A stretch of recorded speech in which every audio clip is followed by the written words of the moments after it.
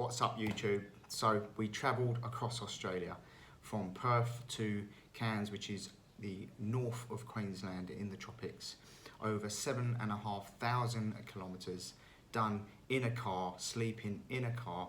And here's my top 10 tips for travelling in a car across Australia. Tip number 1, plan your trip. Make sure you've got a good idea of what roads you're going to use, what route you're going to take. Make sure you know where you're going to stop and give yourself a rough outline of your plan throughout the whole journey, including where you're going to stop for fuel, where you're going to stay overnight, and how long you might want to stay overnight at those certain places. So make sure you plan ahead and make sure you give yourself that time frame, a rough time frame, so you know thereabouts how long it's going to take you to get across that destination. And that's if you're traveling from, let's say, A to B. Make sure you plan that ahead. Tip number 2, don't stick to the plan.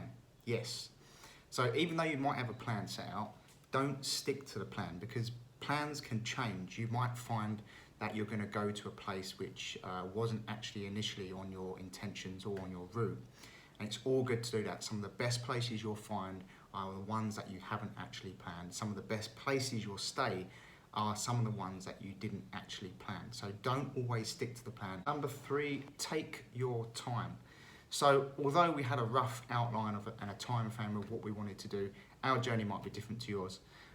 Take your time. So really take your time to explore, take your time to research as well. Take your time when you're driving, especially. If you want to save fuel, between 90 and 100 kilometers per hour is where we like to sit.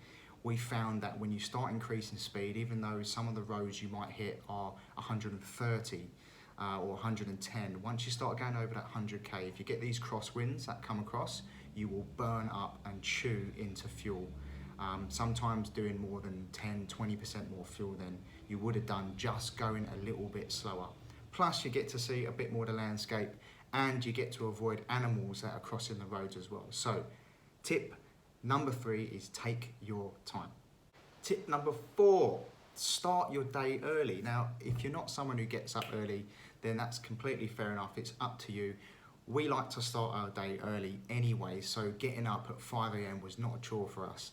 And we would typically leave our campsites before 8 AM in the morning and do most of our driving through the hottest part of the day. So then when we got to camp and we got to sites, we pulled up and we were going to rest for the afternoon, the sun would be heading down and we would get less heat throughout the day. If you start too late, you're going to end up driving into dusk, which is not what you want to do, because you're going to have kangaroos and all sorts jumping out on the road. But also another thing, if you got to a site which was closed, or if you got to a site where you couldn't actually stay and you run out of time for the day, you're going to struggle getting to the next place that could be 2 or 3 hours away. So start early, prepare yourself for the unknown. Tip number 5, check the weather. The weather is crazy nowadays. You don't really know, and you can't really tell sometimes where or what the temperatures are going to be if you're traveling 5 or 6 hours a day. Saying that, check the weather and make sure that there's no cyclones, typhoons, crazy rain or thunderstorms, and plan it out as well. Also, it'll give you an idea of what the temperature is going to be. In Australia, you can drive a couple of hours and the temperature could change as much as 10 degrees. So really check out the weather each day so you can plan ahead safely and you know what you're driving into. Speak to locals. This is tip number 6. Speak to locals. Reason I say that is you learn a lot from people who are already travelling. You've got people who actually live in the areas that you're staying in as well. People in the campsites, people in the inns that you go to, or the roadhouses. Speak to those people. We got some tips. We actually had a route planned on an unsealed road, and we were advised not to go on that road, even though we got a 4x4, just because of the weather we had recently that week. So it's a good tip. I think it would have taken us an extra couple of days if we had gone that route. So really do your you know, get out there, speak to people, and do your research with them as well, and take everything with a pinch of salt. Speak to people, and you get to meet people as well. We met loads of couples, loads of other people travelling, hearing their stories. So speak to locals, good tip, and you'll gain a lot of knowledge and information from them. Tip number 7, bring spare fuel. Now, a lot of people say you don't have to do that, but we would say do it just in case. If you're going off-grid, if you're going off-roading, it's really handy to have. Now, we experienced maybe once that we almost run out of fuel. The reason being is we planned a fuel stop on our route, and when we got to that garage, it ran out of diesel. So if you're driving a diesel car especially, make sure that you have some spare fuel on you. We had 40 litres, never had to use it, but it's a good tip to have. So there's plenty of fuel garages around, but just if you do have the opportunity to bring some spare fuel, it's a good backup. Not having to use it's fine, but at least you got it just in case you do. Tip number 8, bring plenty of water. This is a must. Now, we carried around 60 litres of water. We had 2 cans of 20-litre cans of water, which were there for drinking water, and then we had another spare 20 litres, which was for washing up and for, you know, doing general stuff with the water. Now, most places will have water for you to use and to fill up, but not all of them have drinking water, and you want to avoid using bore water because it's not the best and you can't drink it as well, it'll make you sick. So making sure that you bring plenty of water with you, and you'll be safe as houses. Tip number 9, make sure you pack lightly. Now, you don't need to pack your whole wardrobe. When we came out, we were actually bringing a lot more than we needed, but purely because we had to bring a lot of our personal stuff over as well. And we packed too many clothes. I actually used probably around 3 different outfits throughout the whole of the 3 or 4 weeks of traveling. So you don't need to pack too many clothes. You can wash them. There's always facilities at a lot of these campsites and caravan parks for you to wash your clothes. It's about $4 and you can do all your washing. However, you can do it yourself as well, just by using a bucket, washing powder, and keeping that on your car when you're driving, and it swishes around and washes your clothes. You can hang it out to dry. So tip number 9 is to pack lightly. My final tip, number 10, before I go to the accessories part and the things that we needed most, for which we couldn't live without, which were awesome. Tip number 10 is to make sure you pre-check your vehicle. That's right. We did everything possible to check our vehicle, and I tell you what, if something can go wrong, it will go wrong. Now, touch wood, luckily, fingers crossed, everything went right on ours, apart from we cooked our battery. That was the only thing that we didn't replace on the car before we left. And luckily, we were in a local town that had a battery place. You might be unlucky and not have that. Couple of things to be prepared for is that the weather will damage batteries, especially the change of heat and cold. So make sure you've got a nice brand new battery on board. Tyres are really important. Servicing, oil, checking all your lights work, making sure there's no cracked pipes or hoses on your coolant system, and making sure all your general stuff is done, and your major stuff on your vehicle, if it's due on your service, is absolutely complete and should be absolutely 100% necessary. The worst thing you want is to break down in the middle of nowhere with no phone reception, no satellite phone, and no radio reception, and all you've got is waiting for someone to hopefully pass by on a 44-degree day. You do not want that. So making sure you pre-check your vehicle over and over again before you go. So that's my top 10 tips for driving across Australia. Remember, this isn't not a camping trip. You might have a trailer if you're going camping. You've got all the goods, all the necessary things. This is actually doing it in a car.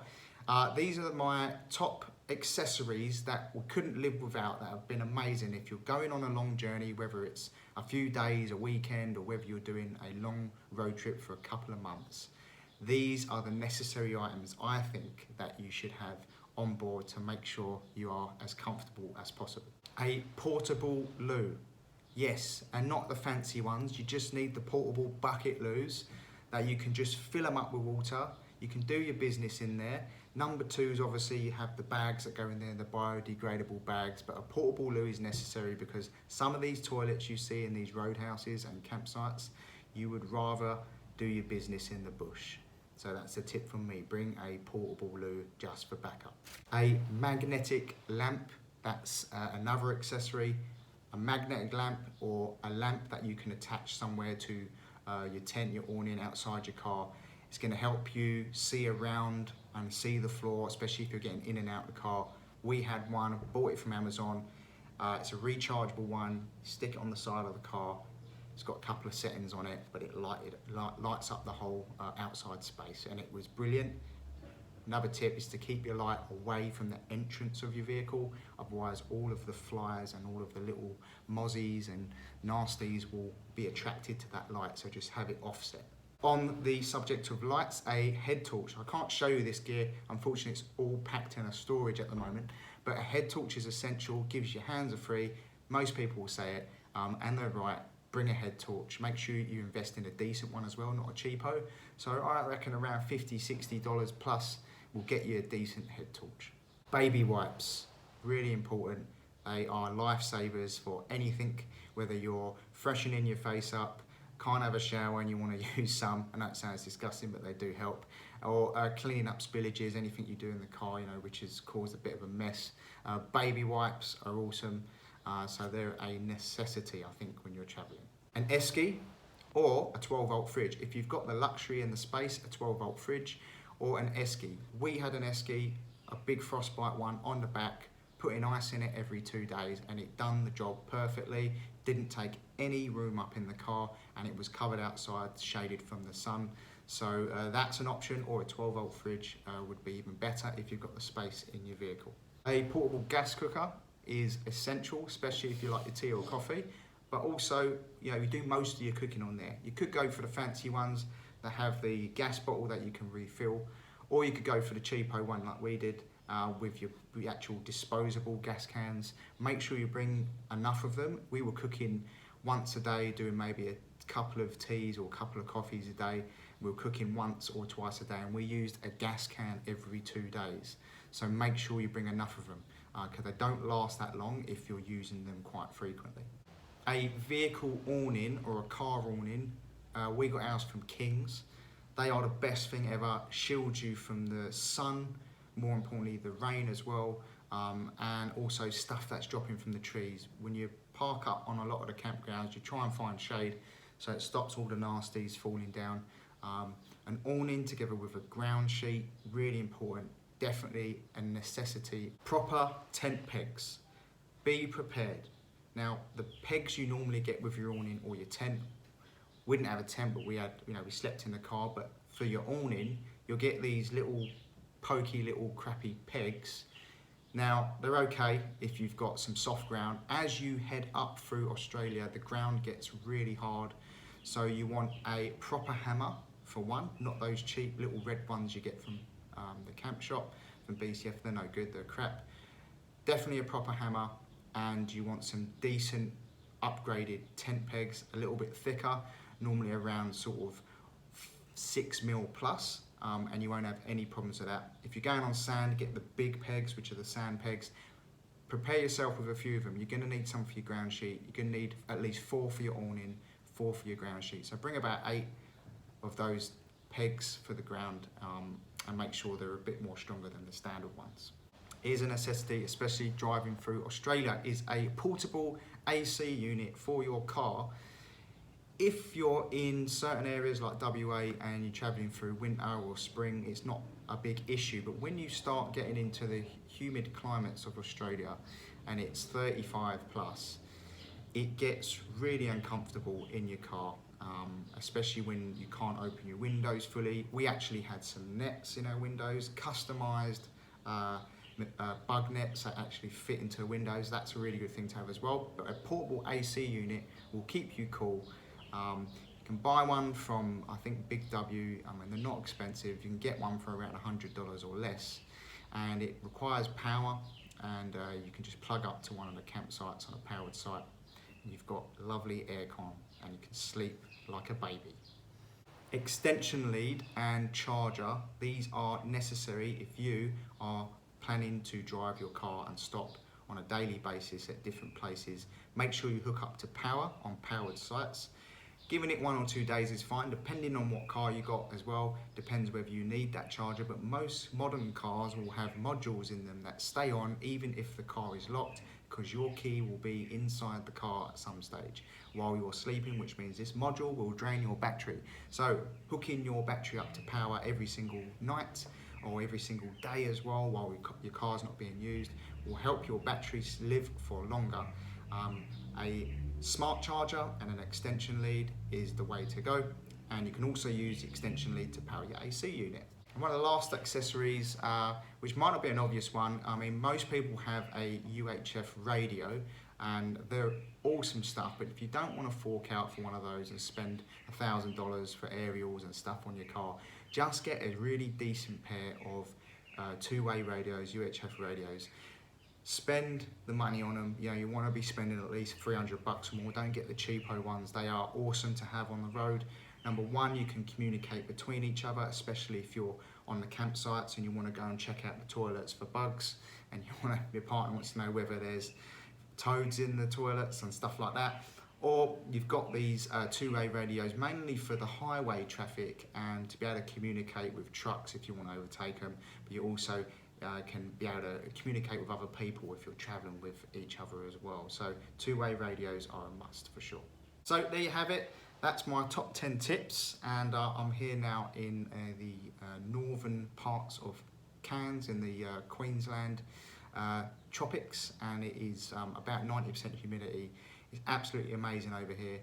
We're going to chill out here for a bit and hopefully show you some more awesome views of this place and some really good shots of some amazing waterfalls and forests, and there's so much to do here. So I'm going to head off now. I hope you've enjoyed our little travel and our little journey so far, and we'll keep you posted.